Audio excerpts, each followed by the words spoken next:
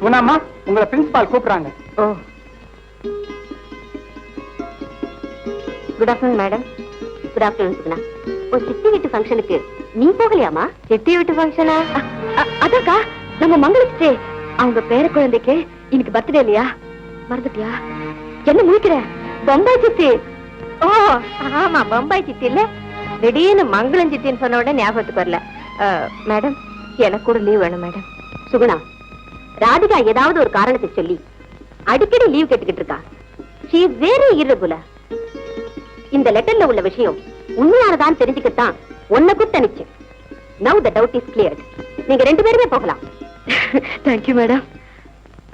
try to attend the classes regularly. thank you madam. ரொம்ப thanks அக்கா. சில நேரங்கள் நீ நான் அப்படியே பெருசா சொல்லிட்டேன். பிரின்சிபால் கிட்ட போய் சாட்சி சொல்ல பாரு. நீ ஞாபகப்படுத்தலனா சித்தி வீட்டு ஃபங்க்ஷனை நான் மறந்தே போயிருப்பேன். என்ன வளர்ற? நான் வளரல, நீ வளர்னதை நான் கண்டினியூ பண்றேன். வா, ரெண்டு பேருமே சித்தி வீட்டுக்கு போகலாம். என்னால வர முடியாது. ஏறடி உள்ள முடியாது. இத பாரு, அக்காங்கிற மரியாதையா அனாவசியமா எடுத்துக்காது. இப்ப ஏற போறியா இல்லையா? நான் வரமாட்டேன். வாடி போகல. ஏறு. என்ன என்ன கிட்னாப் பண்றியா? டிரைவர் போங்க. டிரைவர் போகாத. நான் சொல்றேன் நீங்க போங்க. நான் சொல்றேன் நீ போகாத. நீ ஒழிக, உன் சவாரிக்கார ஒழிக. டிரைவர் போகாத. டிரைவர் வண்டியை நிறுத்து. போகாத.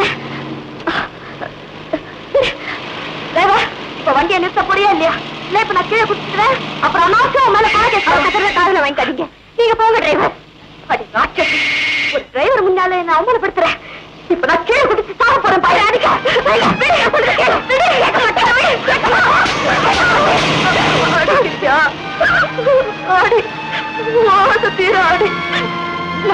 உனக்கு எனக்கு சொல் போட்டு வளர்க்கிறேன்.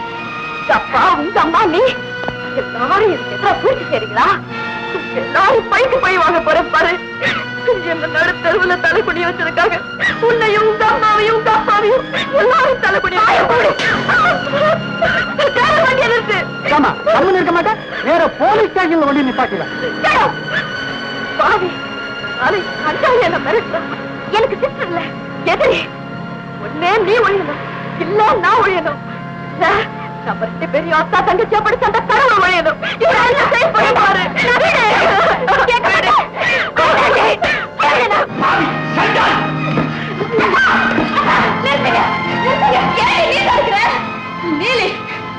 நீ எடுத்துக்கொண்ட வீட்டுல உங்க அப்பா வீரத்தை காட்டுறாரு.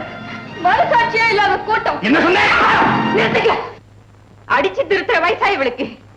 பொண்ணா பிறந்தவள கை தொட்டு அடிக்கலாமாப்பா? இவ வழி தவறி போறா, நீங்க முறை தவறி போறீங்க. இந்த பழிகாரிக்கு உடம்புலதான் அடி விழுந்தது. அதை விட 10 மடங்கு என் நெஞ்சில அடிபட்டு இருக்குமா. இந்த குடும்பத்தோட மானம் மரியாதை எல்லாம் காத்துல பறக்குது. நீங்க நினைக்கிற மாதிரி அப்படி ஒண்ணும் நடக்கல.